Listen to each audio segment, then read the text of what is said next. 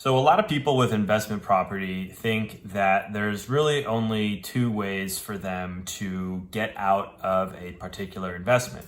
The first being that you can sell the property and pay your capital gains tax. The second being utilizing a 1031 exchange into a like kind property that usually is bigger and better.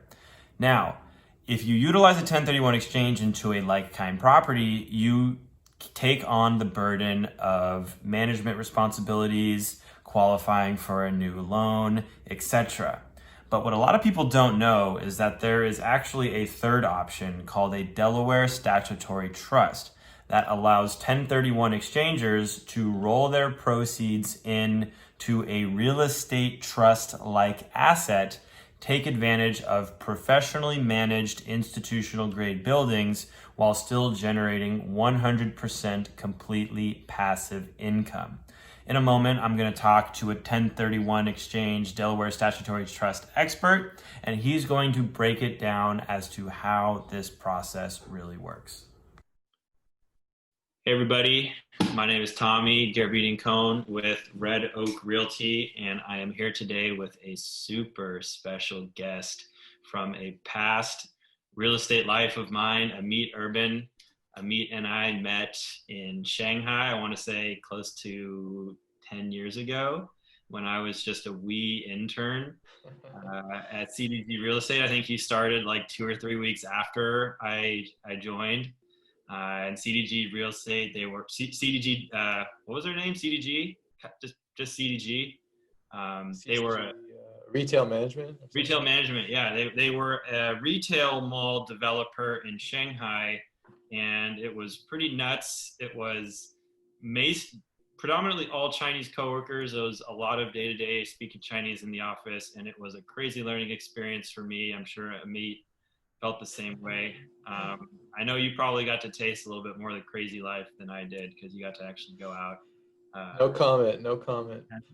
Yeah, I was stuck in the cubicle, and I always wished I could go out on those development meetings. Anyway, Amit now has relocated back to Silicon Valley, where he is doing commercial real estate.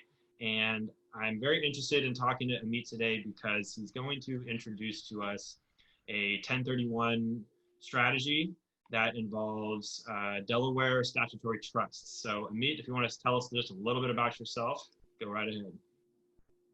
Thanks, Tommy. It's great to be here. It's great seeing you. It's been a while since we met in person, but we needed a pandemic to reconnect us. But it's Yeah. uh, it's a privilege to be here. A little bit about myself. Born and raised in Sunnyvale, California. Like Tommy mentioned, lived in China for a few years, and I moved back about 5 years ago, and still continuing in the real estate space.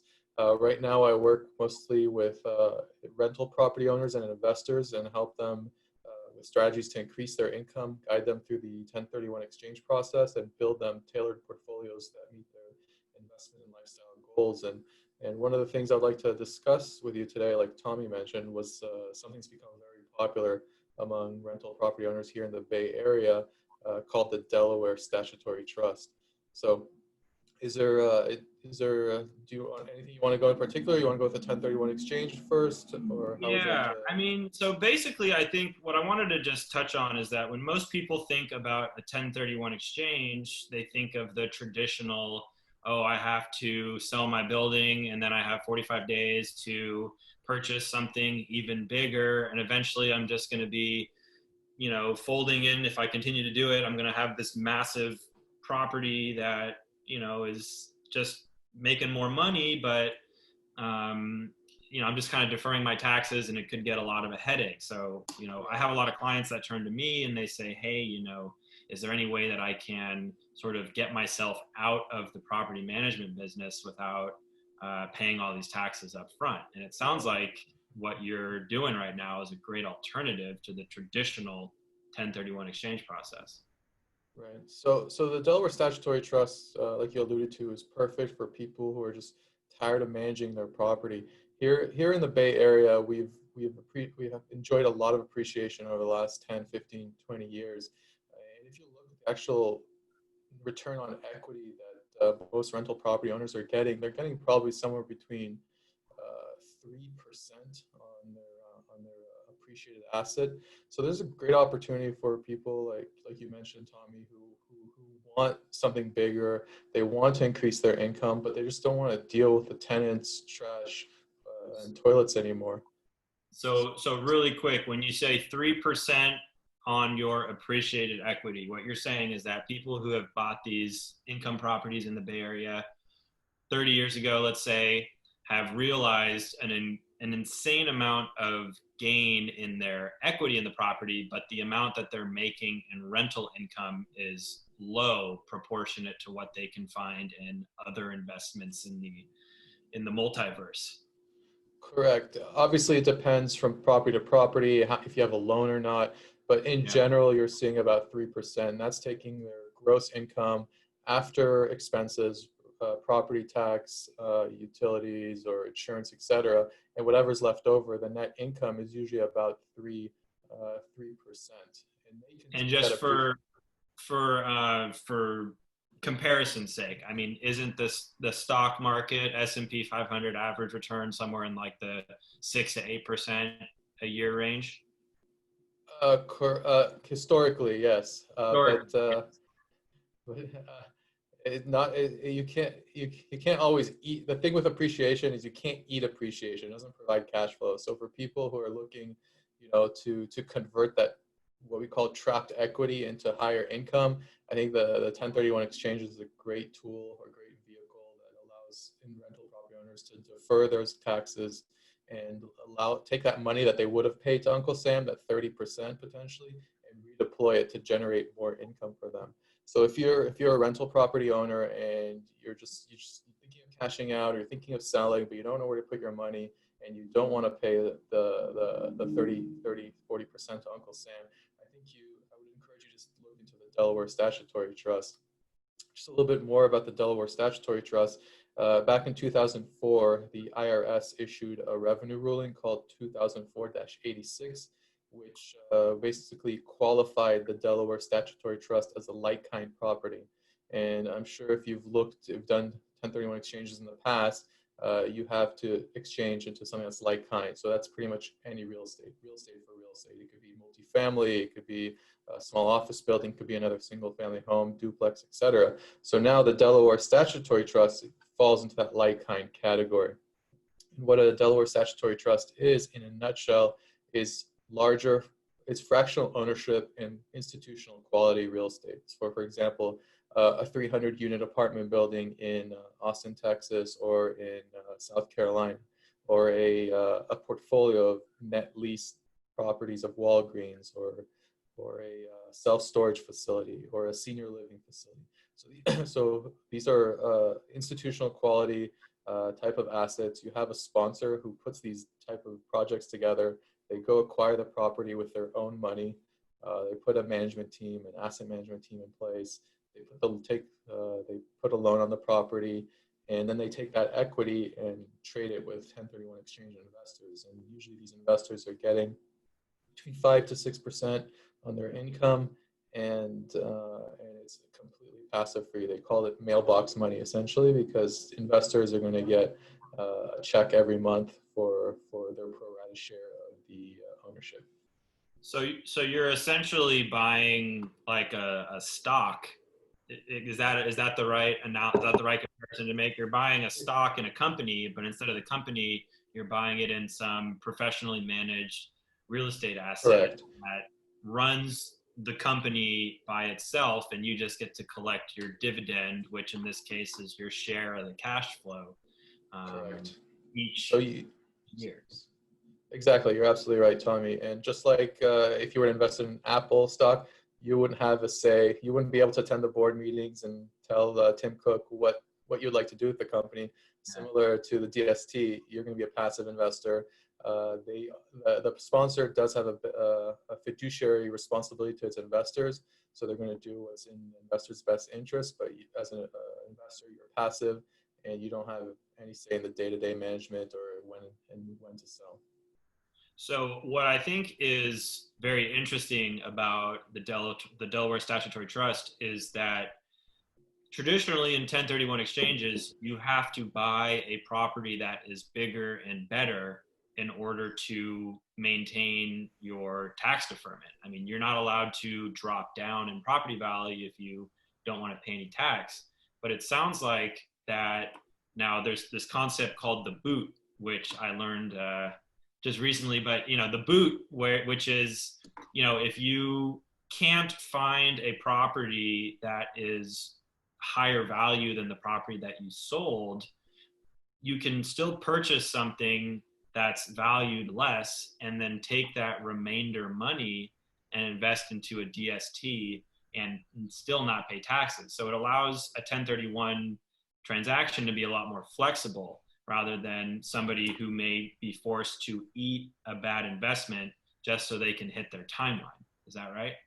Right. So you bring a good point, Tommy, that because the minimums for a 1031 exchange in a Delaware statutory trust are low, typically about $100,000, it's a very flexible tool. And one of the solutions, like you mentioned, is for the boot. So if someone wants a 1031 exchange and they do want to buy a house here in the Bay Area, maybe they want something like a small rental property and doesn't meet their 1031 exchange requirements of equal or greater value, whatever the remaining amount is, they could allocate that to a Delaware statutory trust, just so they could defer 100% of their capital gains. So the flexibility of the Delaware statutory trust is very powerful. Another thing I'd like to add, because the minimums are low, you can actually build a portfolio for yourself, and you can potentially diversify your equity across asset class, across geography, across sponsor. So you don't have all your eggs in one basket. Here you have a rental property, and let's say in Oakland, for example, and California is very landlord friendly, and these policies can definitely impact rental property owners, their cash flow, their taxes, etc. So by taking that equity and spreading it across different asset classes in different geography, you're going to potentially mitigate some of the risk associated with owning rental property. Yeah, and we're seeing a ton of risks, especially in the last couple of months, where city governments and state governments are essentially telling their tenants, both commercial and residential, hey, you're going to get a huge time period to not pay your rent, and once you have to start paying again, we're going to give you another year to fully make that back. And even if you don't pay the rent, you're not going to be able to be evicted from that. And any landlords are going to have to go through all the hurdles in small claims court to fight tooth and nail to get paltry sums per tenant. But I mean, it sounds like the rental landscape is going to be a little bit of a mess, at least for the next year or so, until things settle down. Yeah, there are definitely a lot of question marks. I would agree with you. One thing is, the Delaware Statutory Trust is a good opportunity for mom and pop investors to get access to institutional quality real estate. These properties are managed by asset managers that this is what they do for a living. So they're usually ahead of the curve when it comes to dealing with tenants and foreseeing any kind of issues. Obviously, the COVID-19, no one really saw that coming, but the Delaware Statutory Trust is structured in a way that they have pretty low debt coverage ratios, and they have reserves in place that could potentially mitigate future unforeseen issues like what we're seeing now. And most mom and pop investors, I would argue, don't have a big buffer of reserves that they can just pay a loan if they have a loan, or pay for major unforeseen events like what we're going through right now. But again, there are no guarantees, but having a professional management team in place, I believe you could potentially be in a better position to face these type of uncertainties. And my guess would be, and correct me if I'm wrong, but because these are institutional level investors, I'm sure that they can take advantage of access to debt that your normal investor probably would not have. So you are able to take advantage of their reputation, of their contacts in the industry, and if anybody's going to be able to secure good terms for whatever they need to secure, it's going to be the people working in this space where people like me just don't have access to. Last quick question for you, and then I'll let you go. So, what's the typical lifespan of a DST investment from acquisition to liquidation? So it's typically, it really depends on the project and the sponsor, but usually when a sponsor puts a property down, they're usually able to offer it to 1031 investors within about a month or so. They usually fill up in 3 months, depending on which sponsor you move or you go with. And you can expect as an investor to be in one of these DSTs, you should expect to be there for 10 years. But with that said, it usually isn't. They may sell earlier if because every sponsor has a business plan for each DST, and if they're able to hit their numbers earlier, then they're going to be able to sell earlier.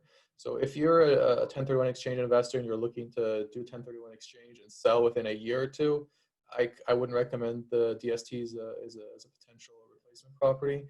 But if you're just looking to get out of managing rental properties, looking for potentially more income, and you just want to convert into your equity into something a little more passive, I would encourage you to take a look at the Delaware Statutory Trust as an option for 1031 exchange.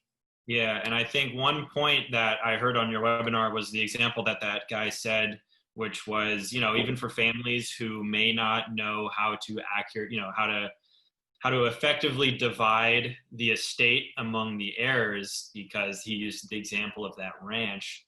And he knew that his children wouldn't be able to manage it together. They weren't on speaking terms, but he still wanted to provide them something that gave them passive income through the years. And so he rolled his ranch into a Delaware statutory trust, and was able to split the income streams to each kid. And it was a really creative way to manage something like that, because instead he would have had to sort of give joint ownership of a property to two people that hate each other. It probably wouldn't have ended up well. So it sounds like the DST serves a lot of functions that I think we need to spread the word about a little bit more. So Amit, thank you for joining me today. And I'm going to end our transmission real quick. See everybody. I'm going to put Amit's contact information in the YouTube link.